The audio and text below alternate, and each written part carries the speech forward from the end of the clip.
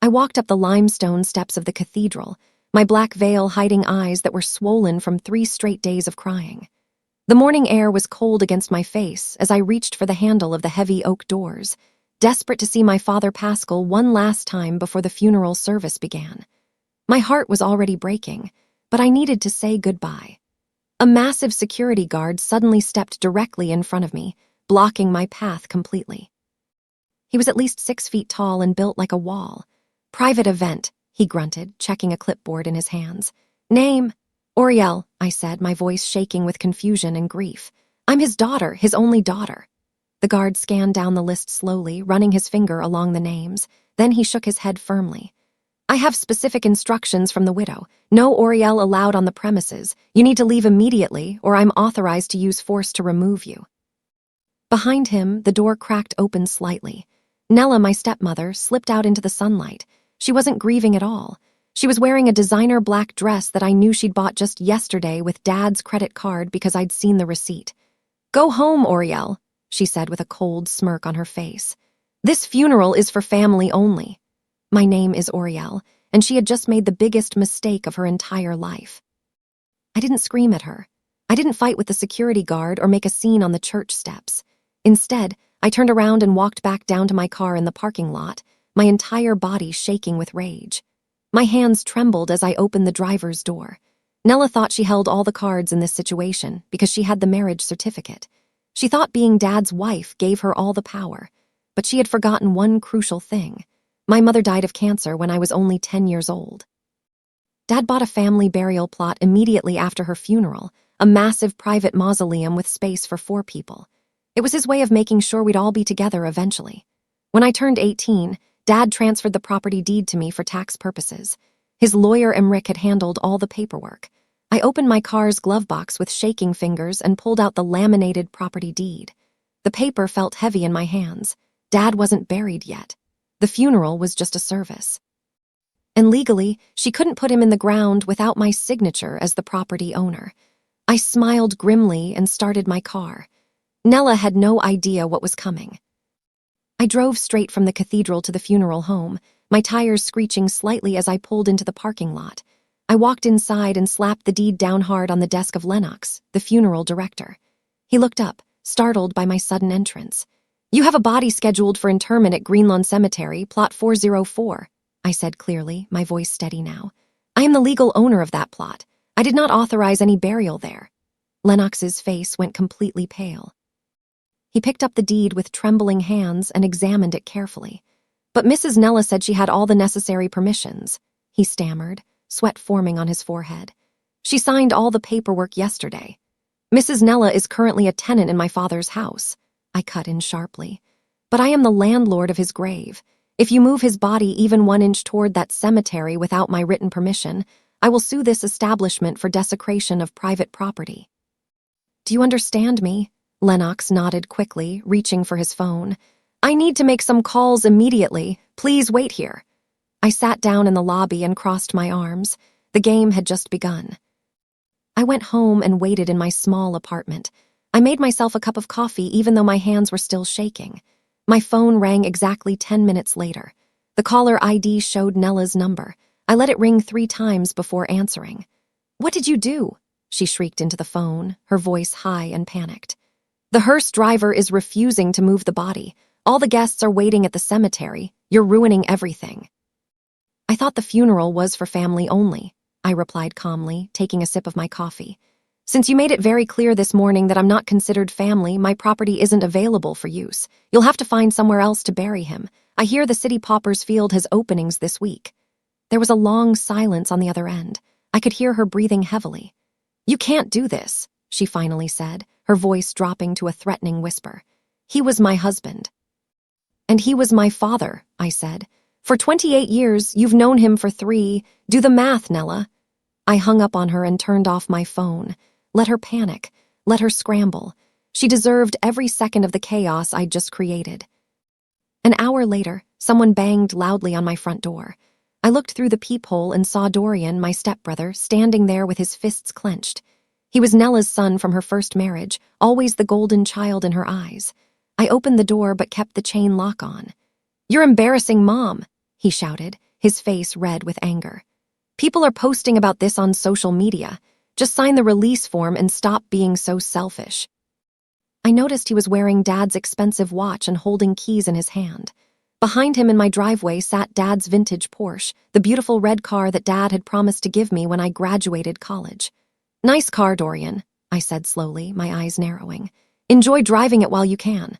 Probate court starts tomorrow morning and that vehicle is part of the estate." His face changed from angry to worried. He took a step toward me aggressively. "You don't scare me," he said. I held up my phone, showing him the screen was recording.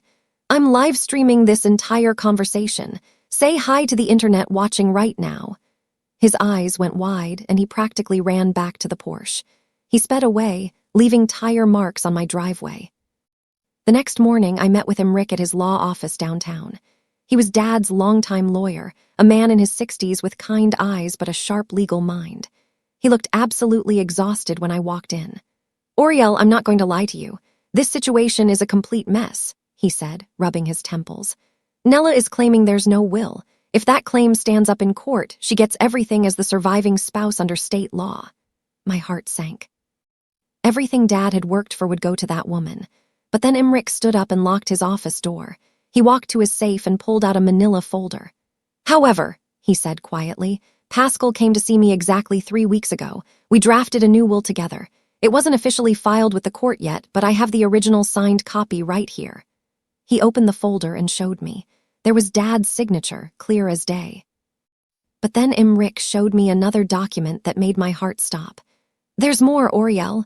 Your father was filing for divorce from Nella. He'd already started the paperwork." With the new will in hand, even though it wasn't officially filed, Imric immediately filed an emergency injunction in court. We requested that all of Dad's assets be frozen immediately pending a proper investigation. The judge granted it that same afternoon.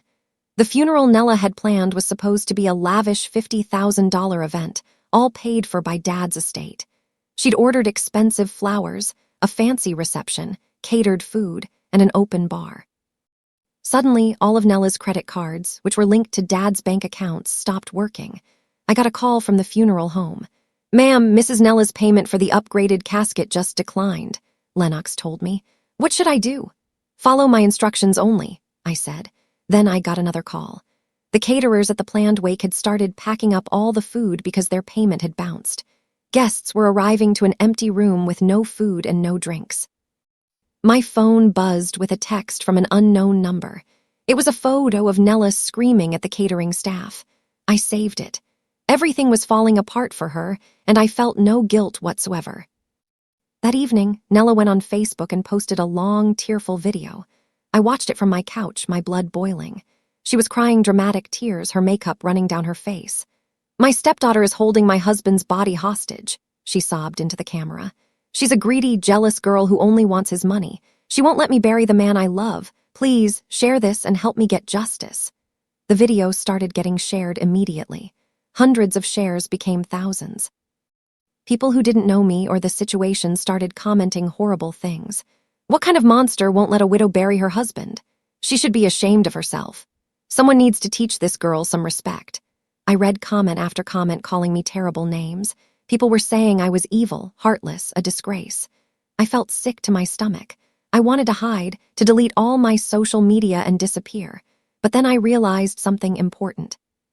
Silence would be seen as an admission of guilt. If I didn't defend myself, everyone would believe her lies. I needed to fight back with the truth. I responded to her video with a single image that I posted on every social media platform. It was the itemized invoice from the funeral home, which Lennox had quietly sent me. Nella had ordered the gold package for herself, which included a private viewing room, premium flowers, and luxury seating.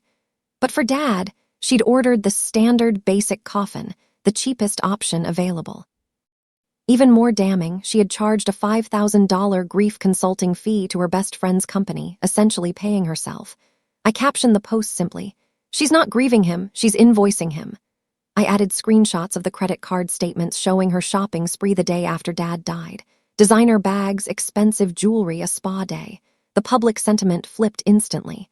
The comments on her video changed. "Oh my God, she's scamming people. The daughter is the victim here." Nella is a con artist. People started digging into Nella's background and found her previous marriages. She'd been married 3 times before Dad. One of her ex-husbands commented, "She did the same thing to me, drained my accounts." The truth was finally coming out. The next morning, I got an unexpected call from overseas. It was Eulalie, Dad's older sister who had moved to Europe 15 years ago. She and Nella had hated each other from the moment they met. "I saw what's happening on Facebook," Eulalie said, her voice fierce. "I'm flying in tonight. Don't you dare let that woman win." Eulalie arrived at my apartment the next evening carrying a small box. She looked older than I remembered, but still strong. "Your father knew what she was, Oriel," she told me, opening the box. Inside were dozens of letters Dad had written to her over the past 2 years. "He wrote to me that Nella was poisoning his relationship with you. He said she was trying to isolate him from everyone who really loved him. He stayed in the marriage to keep the peace, but he was planning his exit strategy." I read through the letters with tears streaming down my face. "I should have protected you better," Dad had written in one. "But I'm going to make this right. I'm getting out." Eulalie squeezed my hand. "I'll testify to all of this in court," she said. "We have evidence now." 2 days later, desperate and humiliated by the social media backlash, Nella tried a new strategy. She decided to bypass the burial plot issue entirely. She called Lennox and ordered him to cremate Dad's body immediately. Her plan was to keep the ashes in an urn on her mantel at home, which would deny me a grave to visit forever.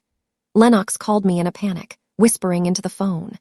"She just signed the cremation authorization form," he said urgently.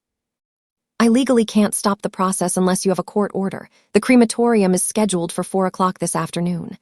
I looked at my watch. It was 3:30. I had exactly 30 minutes to stop this. "Don't do anything," I shouted. "I'm calling my lawyer right now." I hung up and immediately dialed Imrich's number. "We have an emergency," I said, my voice shaking. "She's trying to cremate him in 30 minutes. We need a judge right now." "I'm on it," Imrich said. "Meet me at the courthouse. Run." Imrich and I rushed into the courthouse and found a judge who was still in his chambers. We burst in, both of us out of breath. "Your Honor, we need an emergency order," Imrich said, spreading documents across the judge's desk. "The deceased's widow is attempting to cremate the body to circumvent property rights."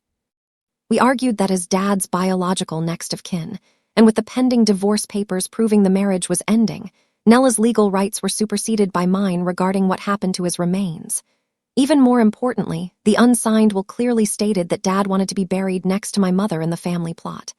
"The widow is acting against the deceased's written wishes," Imrich argued. The judge read through everything quickly. He looked at me with kind eyes. "How old are you?" he asked. 28, Your Honor," I said. "And he was your only parent?" "Yes, sir." He signed the temporary restraining order immediately. We raced to the crematorium and served Nella the papers right at the doors. She was already inside waiting. Her face when she saw us was priceless. After the crematorium incident, Nella finally realized she was losing control of the entire situation. She called me that evening and asked for a meeting. "Let's talk like adults," she said, her voice fake and sweet. We met at a coffee shop the next morning. She slid a piece of paper across the table toward me. "I'll let you bury him in your precious plot," she said, her voice dripping with fake kindness. "If you sign over the life insurance payout to me." I looked at the paper. She'd already filled in the amounts. There was a $200,000 life insurance policy.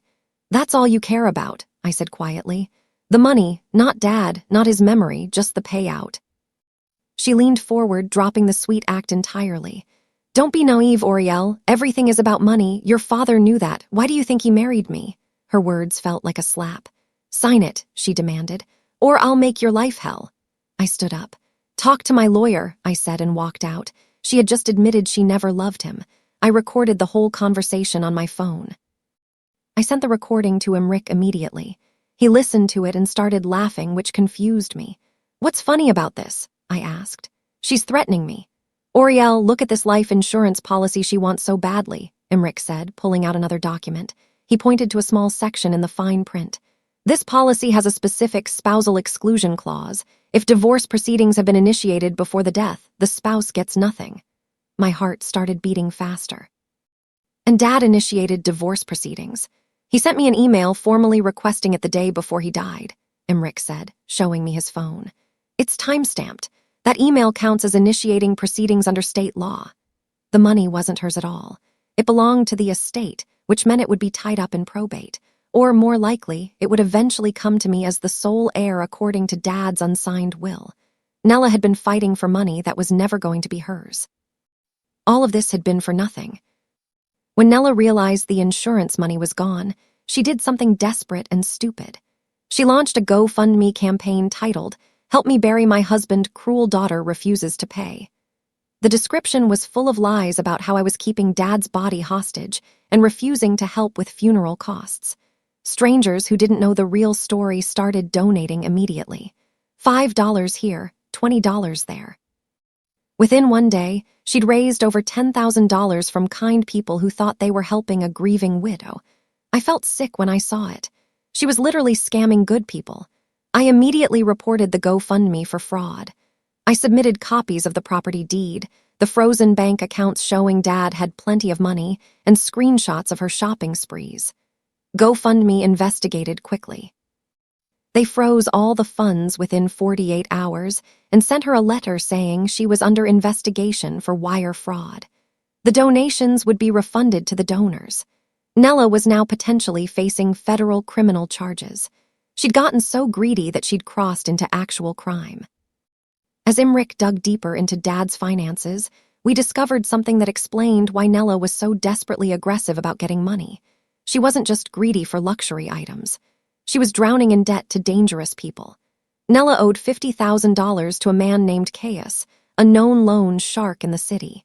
Imric found the loan documents hidden in Dad's files. Apparently, Dad had discovered the debt just before he died. The day after we froze the accounts, Caius himself showed up at the funeral home looking for Nella. Lennox called me, his voice shaking.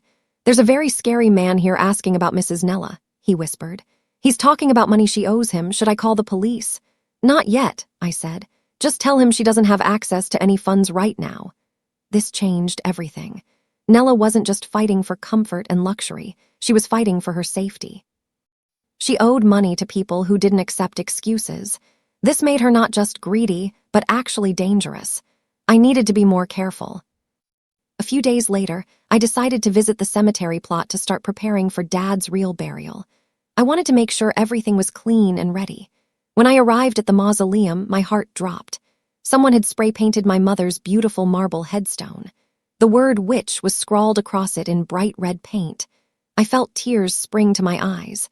My mother had been the kindest woman I'd ever known. She didn't deserve this. I called the cemetery office immediately and they checked their security footage. Dorian had been seen in the area late last night carrying a bag. I didn't clean the headstone. Instead, I took dozens of photos from every angle. I documented everything carefully. Then I called Imric. "Add this to our legal file," I said. "Desecration of a grave, that's a felony in this state." "Are you sure you want to press charges?" Imric asked. "He's just a kid being manipulated by his mother." "He's 25 years old," I said firmly, "and he needs to face consequences. File the charges."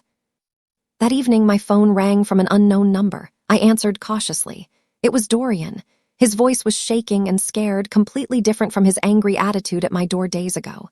"Oriel, please," he whispered. "We need to talk, not here. Can we meet somewhere?" We met at a park the next morning. Dorian looked terrible, like he hadn't slept in days. "Mom is losing it," he said quietly, looking around nervously. "She's talking crazy. She said something about burning down Dad's house for the insurance money. I think she's serious." My blood ran cold. "You need to testify about what you know," I said carefully. "The truth about the will, about how she treated Dad, all of it." "She's my mother," he said, his voice breaking. "I know, but she's going to destroy both of you if you don't stop her," I said. "Testify about the will and everything you know, and I won't press felony charges for vandalizing my mother's grave. You'll get a fresh start." He looked at me for a long moment, then he nodded slowly. "Okay, I'll do it." With Dorian's testimony secured, I finally organized a proper funeral for Dad, a respectful ceremony with dignity. I invited everyone Nella had deliberately excluded from her version: Dad's fishing buddies from his club, his secretary of 20 years, his work colleagues, and his favorite restaurant staff. The church was full of people who actually loved him. Nella showed up anyway, even though she absolutely wasn't invited. She wore an elaborate black veil and stood at the back of the church. Halfway through the service, she started screaming, "You're stealing my husband! This is my funeral! You have no right!" Everyone turned to stare at her. I walked calmly to the pulpit and took the microphone. "Does anyone want to hear from the widow?" I asked the crowd. Some people nodded, curious. I looked directly at Nella. "Come on up," I said, gesturing to the pulpit. "Say whatever you need to say." She walked up quickly, sure this was her moment to turn everyone against me. Nella grabbed the microphone from my hand and started a dramatic speech. Tears ran down her face as she talked about their perfect love and how they'd planned to grow old together. She described their wedding day, their honeymoon, all the beautiful moments they'd supposedly shared. The crowd was listening, some people looking sympathetic. She was putting on the performance of her lifetime. Then, right in the middle of her sentence, I played an audio file over the church speakers. It was a voicemail Dad had left me exactly 1 week before he died. His voice filled the entire church, clear and strong. "Oriel, honey, I need you to know something. I'm leaving Nella. I'm filing for divorce next week. She's been draining our bank accounts behind my back. I found loan documents and credit card bills I never authorized. I'm honestly scared of what she'll do when she finds out I know. But I need you to understand that I love you, and I'm so sorry for bringing her into our lives. You were right about her all along." The church went completely silent. Every eye turned to Nella. Her face went from dramatic grief to pure shock. The microphone slipped from her hand and hit the floor with a loud thud. Before Nella could say anything or run away, the church doors opened. 2 police officers walked down the aisle toward the pulpit. The crowd parted for them. "Nella Stevens," one officer said, "you're under arrest." "For what?" she shrieked, backing away. "Fraud related to the GoFundMe campaign," the officer said, "and elder abuse based on medical records that have been audited." Eulalie had demanded Dad's medical records be reviewed by the police. They'd found something terrible. In his last 3 months, Dad had been increasingly sedated and confused. The hospital records showed traces of medications in his system that he'd never been prescribed. Nella had been drugging him. "I didn't do anything," Nella screamed as they handcuffed her. "This is all lies. Oriel is setting me up." The officers read her rights and started leading her out. As they passed my pew, Nella turned and spat at me. She missed. "I own everything," she screamed. "The house is mine. Everything is mine." Emric stood up from his seat. "Actually, the house was held in an irrevocable trust. The beneficiary is Oriel. You have 24 hours to vacate the premises." The police took Nella away in handcuffs, her screaming echoing through the church until the doors closed. The funeral continued in shocked silence. After the service, people came up to me offering hugs and condolences. They apologized for believing Nella's social media posts. "We should have known better," Dad's secretary told me, crying. "Your father talked about you all the time. He loved you so much." After everyone left, I stood alone in the church. Emric approached me with a thick folder of documents. "The house is yours," he said gently. "The trust was set up when your mother died. Your father never changed it. Nella was only ever a resident, never an owner." "What about everything else?" I asked. "The cars, the bank accounts. The will we have, even though unfiled, is being honored by the court because of Dorian's testimony confirming your father's wishes.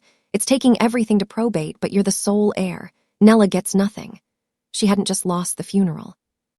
She'd lost everything she'd been fighting for. And now she was facing criminal charges that could send her to prison. Dorian was sitting on the church steps when I came out. He was holding the keys to Dad's Porsche in his hand, just staring at them. He looked up when he heard my footsteps.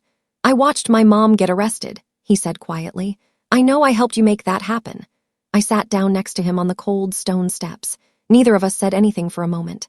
"I didn't know about the drugs," he finally said, tears running down his face.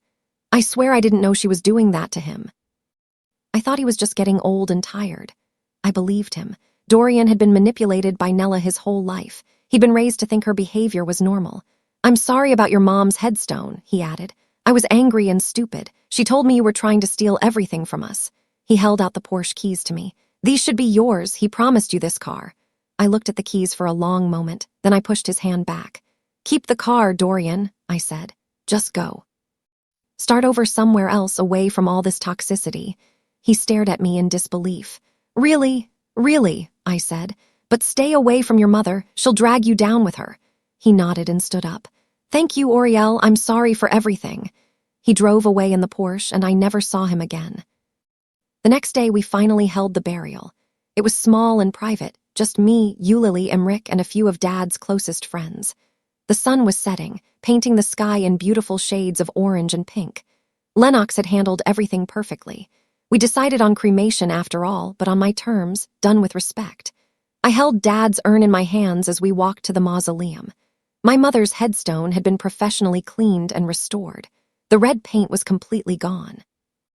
I placed Dad's urn into the niche right next to Mom's.